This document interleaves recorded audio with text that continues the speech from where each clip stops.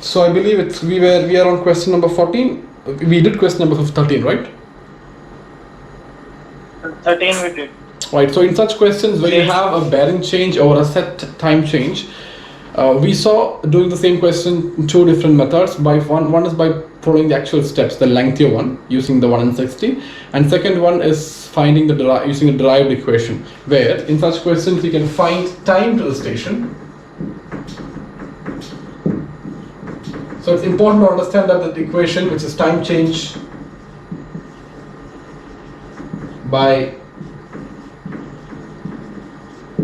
bearing change, this particular equation will yield time to station, not distance. So it's time for time, right? And you have to find the distance from time using your ground speed, right? This will give you this time to the time change bearing change. So the equation will give you the time to station hours. If you want in minutes, you have to multiply with 60, and you will get it in minutes. All right, perfect. Let's look at question number 14. At 1200 hours, an aircraft measures a relative bearing of 0.45 degrees.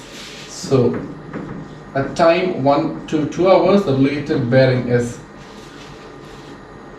0.45. At 1 to 4.5 hours, which is 45 minutes after, the aircraft measures a relative bearing of 90 degrees.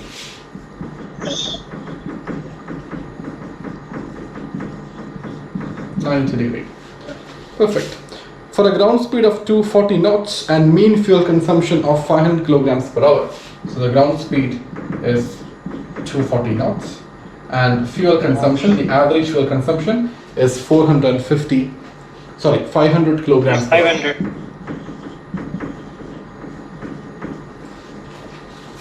You're asked to calculate distance, time and fuel required to a destination. It's basically from the closest point of approach, even though it's not mentioned in the question, it is from the closest point of approach.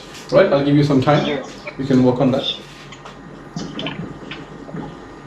So bearing change is 45 degrees over a time change. What is the time change? Time change is 45 minutes. In minutes, yes. So you can put the time change in minutes here, straight. So you have to find, first you have to find, if you're using this equation, you have to find time to the station first. And what is the equation? Time to the station in minutes is time change, TC, by bearing change, BC, into, if you want that in minutes, you have to multiply it with 60. Alright, yes. So what is time change? Time change is 45 minutes. 45 minutes. Already we have it that in minutes. It's in minutes, yeah. And what is the bearing change? Bearing change 45. 45 degrees.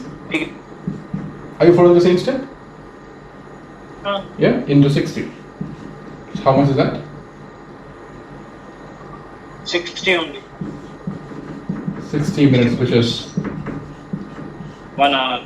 1 hour. Right, now since you have this 1 hour here, you can straight away tell me what is the fuel required to destination. It's 500 kilograms every hour, and therefore it is 500 kilograms. Right, and how will you find the distance?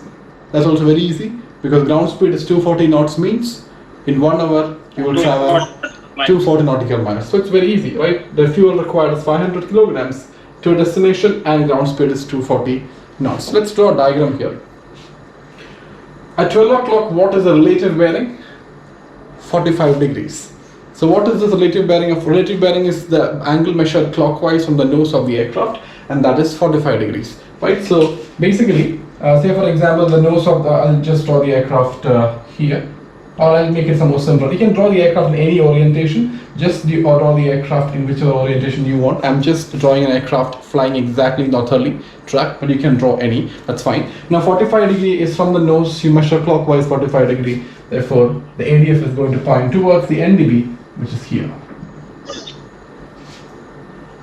Right, this angle is 45 degrees, and this is measured from the ADF at time 1200 hours. Now, after 45 minutes, what's the relative bearing? Relative bearing is 90. So where would the aircraft be for the relative bearing to be 90? Beam. Exactly. So 90 degree or 270 degree relative bearings are abeam to left or right, right? So basically the aircraft is exactly here, and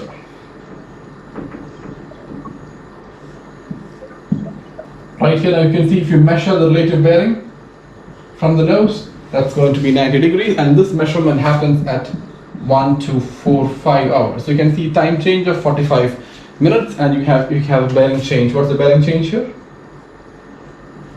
45 degrees. 45 degrees. Now you see, we have a problem. We have derived this equation using 1 in 60. And I cannot use 1 in 60 for angles which are more than 20 degrees. But here you have a bearing change of 45 degrees.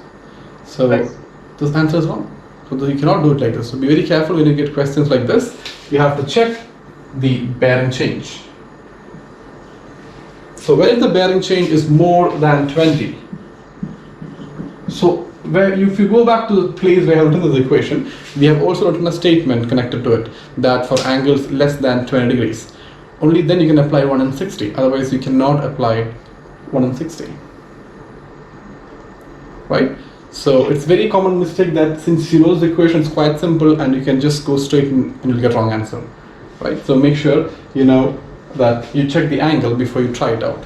So this is applied only if it for bearing changes less than 20 degrees. So be very careful with that. They can ask you such questions. Now I'll leave you here. I'll give you some time. Now you can tell me what is the distance to destination. So where is the aircraft? So the aircraft is planning to go all the way straight. But this is the point of closest approach. Point of closest approach point is exactly a B. Anywhere before or after the distance is increasing. This is the range you're looking at. And this is the minimum range. Now so this is the point of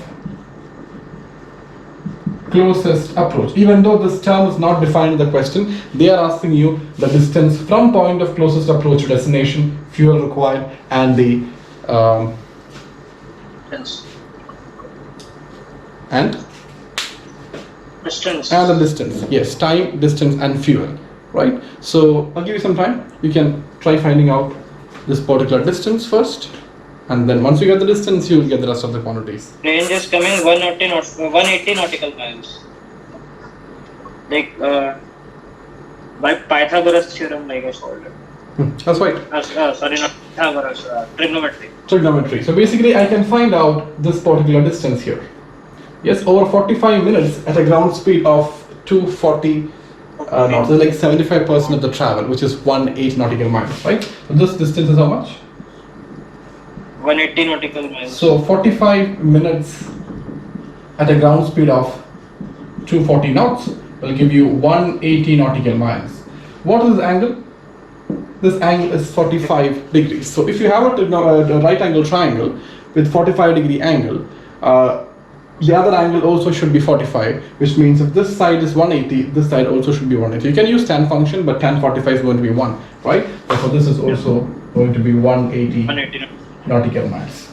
Only because it's a 45 degree angle. Otherwise, you have to use trigonometry function and find out. Therefore, the range from the closest point of approach towards destination is 180 nautical miles. And again, you can see it is going to take exactly the same time because it's the same speed, it's 45.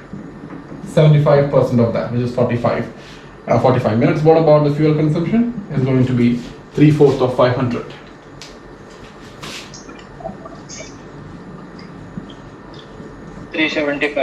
Right. kgs.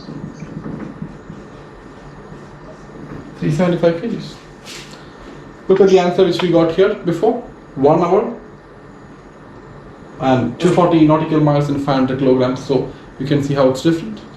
You won't take 1 hour, you will take only 45 minutes. Big no to this one, do not do it like this. This is wrong. This can be applied only if the angle is less than 20. 20 degrees. Yeah, be very careful. Huh? Yes.